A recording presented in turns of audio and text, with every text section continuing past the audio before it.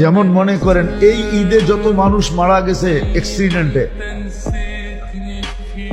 400-র উপরে মানুষ মারা গেছে। মনে হয় না এই যে ইরানের যুদ্ধে এত মানুষ মারা গেছে। এক একটা ভয়ঙ্কর অ্যাক্সিডেন্ট।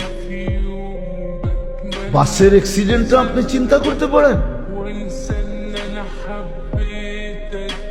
বাংলাদেশে বেশিরভাগই তো ব্রিজ হয়ে গেছে, এরকম একটা খোলা ড্রাইভার, আমি তার ভুল মনে করি যে সে ভুল করছে, কিন্তু এরকম একটা ওপেন ফেরি দেওয়ার কি দরকার ছিল? রুরু ফেরিগুলা তো সামনে দিয়ে বন্ধ থাকে, বাস তো ওটাকে মাইরও ভাঙতে পারবে না। তো ফেরিও ওপেন ছিল, তাহলে এটা পড়লো কোন দিক দিয়ে? এটা কি পিছন থেকে পড়ছে? হ্যাঁ, তাহলে ওপেন ফেরিটা দেওয়া হলো কেন?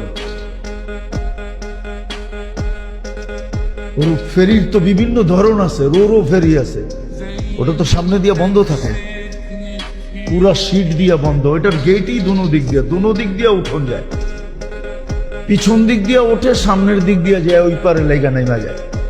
ওই ফেরি দিল না কেন? ফেরির কি অভাব? বেশিরভাগই তো বাংলাদেশে ব্রিজ হয়ে গেছে।